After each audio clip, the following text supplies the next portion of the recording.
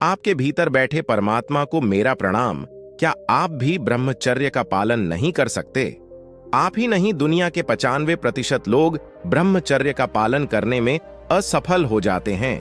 यदि आप भी छोटा सा चैलेंज लेकर ब्रह्मचर्य का पालन करना चाहते हैं तो इस वीडियो को अंत तक देखें। ओशो रजनीश कहते हैं कि यदि ऊर्जा ऊपर की ओर बढ़ती है तो वह ध्यान बन जाती है, और यदि यह ऊर्जा नीचे चली जाए तो यह काम इच्छा और काम वासना बन जाती है।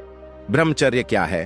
आपके अनुसार ब्रह्मचर्य का अर्थ वीर्यपात या हस्तमैथुन न करना है, लेकिन नहीं, ऐसा नहीं है।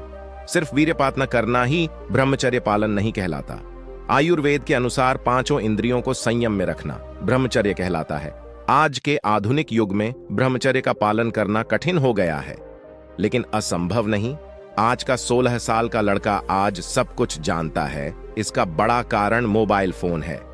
लेकिन केवल 7 दिन की चैलेंज लेकर आप ब्रह्मचर्य में सफल हो सकते हैं। आपको चैलेंज में क्या करना है वो हम बाद में बताते हैं।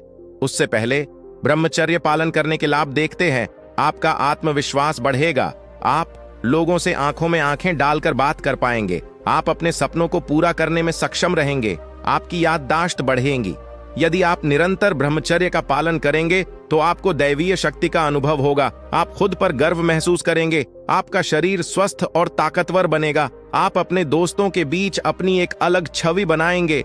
आपके चेहरे पर एक अलग ही चमक आ जाएगी, जिसे ओज बढ़ना कहते हैं। आपके पारिवारिक रिश्ते मजबूत होंगे। ब्रह्मचारी व्यक्ति मन, वाणी और शरीर की शक्तियों का प्रयोग कर सकता है। वे सभी व्रत नियमों का पालन कर सकते हैं। जीवन में यदि कोई कठिनाई हो तो भी स्थिरता से समस्याओं का समाधान किया जा सकता है।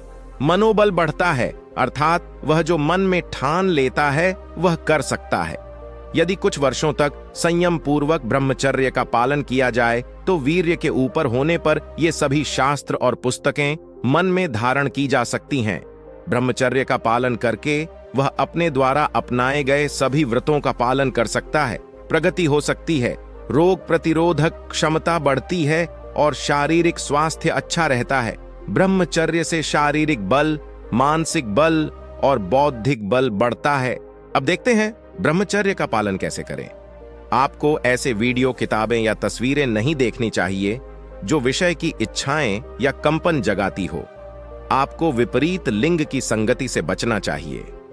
आपको विषय से हटकर बात नहीं करनी चाहिए, और अगर कोई ऐसा कर रहा है तो उसकी बात भी नहीं सुननी चाहिए।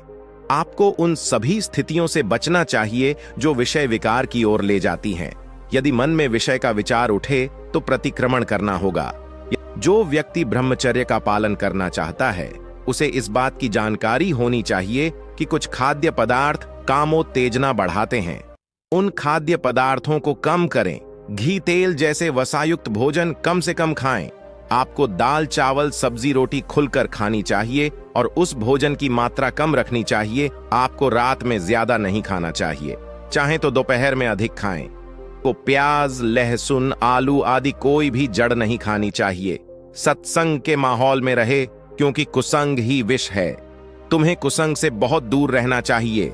कुसंग का प्रभाव मन पर, बुद्धि पर, मन पर, अहंकार पर, शरीर पर पड़ता है। 1 वर्ष के कुसंग का प्रभाव 25 वर्ष तक रहता है।